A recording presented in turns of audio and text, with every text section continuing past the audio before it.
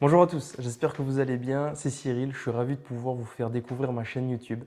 Et je vais en introduction évidemment me présenter d'un point de vue de légitimité déjà dans un premier temps et de crédibilité auprès de vous-même, ce qui vous permettra de cerner le personnage et de comprendre plus en détail le parcours et pourquoi cela me tenait à cœur de vous partager publiquement mon chemin parcouru, mes erreurs et mon apprentissage dans l'entrepreneuriat de manière générale. Surtout que vous puissiez avoir tous les tenants, les aboutissants sur les différentes thématiques que j'aborderai du coup évidemment sur cette chaîne YouTube.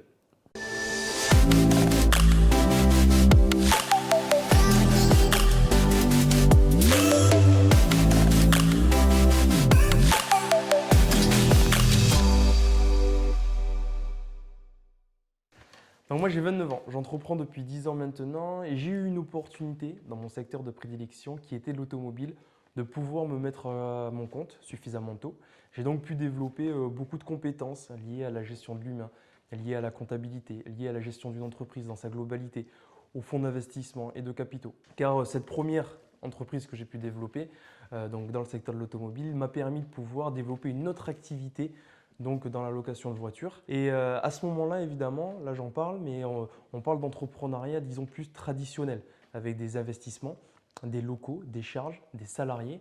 Et en 2017, voilà, ça a été une prise de conscience, un heureux événement arrive. Donc je vous parle un peu du parcours de ma vie perso, évidemment, parce que ça a été un déclencheur, vous allez le comprendre, décisionnel dans ma vie pro. Donc ça a été l'arrivée de mon garçon qui me fait prendre conscience que je suis dans une spirale où je vis pour travailler et je ne travaille plus pour vivre.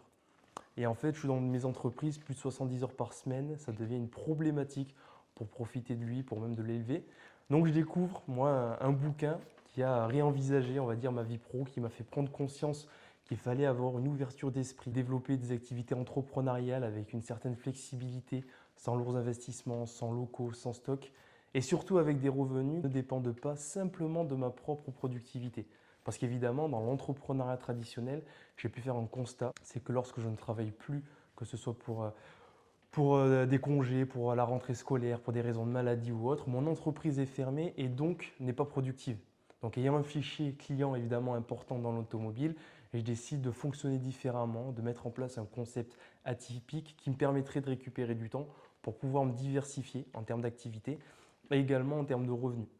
Ce qui fait qu'aujourd'hui, en parallèle, j'ai une entreprise dans le bien-être et la santé qui vient du milieu sportif, notamment de la boxe. Et aujourd'hui, il y a de grosses problématiques liées à la nutrition qui déclenchent de plus en plus de pathologies. Et cela me permet de pouvoir apporter des solutions innovantes en collaboration avec des médecins nutritionnistes en France qui sont dans la recherche et le développement depuis 19 ans maintenant. Donc vous l'avez compris, une cause qui me tient évidemment à cœur. Donc c'est notamment un business model qui me permet de développer des centaines de franchisés que j'accompagne depuis 4 ans maintenant pour leur permettre l'accès à l'entrepreneuriat de manière justement plus flexible, sans avoir à hypothéquer leur maison, à faire des crédits pro ou à la consommation et qui s'adaptent aux objectifs et rythmes de vie de chacun.